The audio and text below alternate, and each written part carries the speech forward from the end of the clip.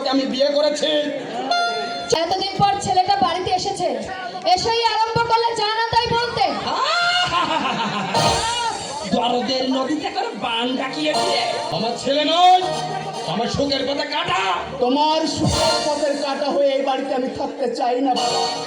তুমি মরবার পর কেউ যেন আমাকে সংবাদ দেয়, আমি শুধু সন্তানের কর্তব্য করে এই বাড়ি থেকে অনেক দূরে চলে যাব বাবা।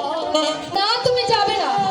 আর আদেশ, এই বাড়ি থেকে তুমি এক পাও কোথাও যাবে না। আমি তাহলে অনর্থ বাঁধাবো।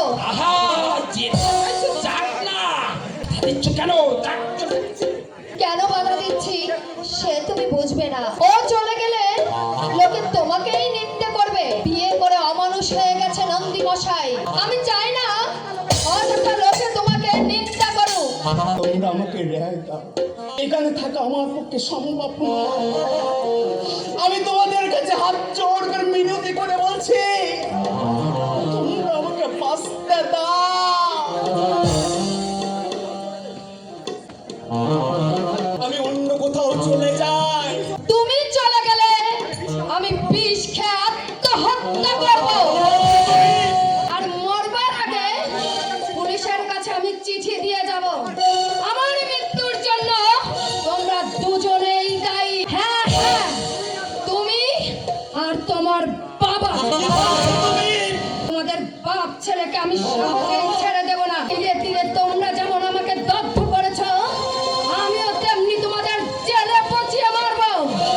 কথাটা মনে রাখলে আমি খুশি হব। জেলের ভয় যদি থাকে, বাড়ি থেকে এক পাও বেরোবে না। এ বাবা, এ কি ডাইনির বাসায় বললো?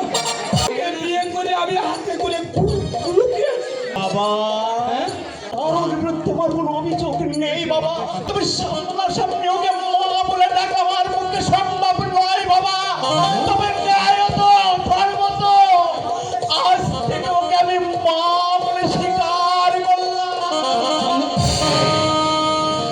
যাক বাবা, বাঁচা গেল। লোভের পাশে একটা অপকর্ম করেই ছিলাম।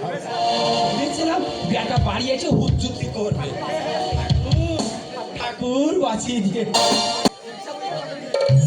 সকলি তোমার ইচ্ছা মা, ইচ্ছা মই তারা তুমি, তোমার কর্ম তুমি করো মা, তোমার কর্ম তুমি করো মা। লোকে বলে করিয়া সকলি তো মারা ইচ্ছা মই তারা।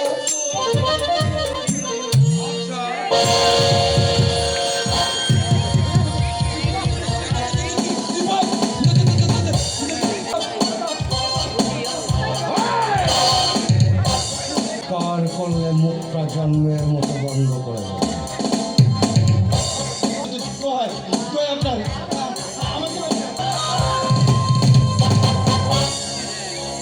একদম চোর। হাতেটা কি দেখতে পাচ্ছ? এতক্ষণ এটা তোমার বুকে চালায়নি কেন জানো? আমি আপনার বক্তব্য বলে বিবার বৈধব্য আমি চাই। আমি এত সহজে তোকে খুন করবো না শয়তান। আমার বুকে যেমন আগুন জ্বলছে, তেমনি আগুন আমি তোকে তিলে তিলে পুড়িয়ে মারবো। তা একটা করে তোর অঙ্গ প্রত্যঙ্গ ভেঙে নেব। প্রথমে উপড়ে নেব তোর চোখ দুটো, যে চোখ দিয়ে তুই আমার বোন দীপকে দেখেছিস।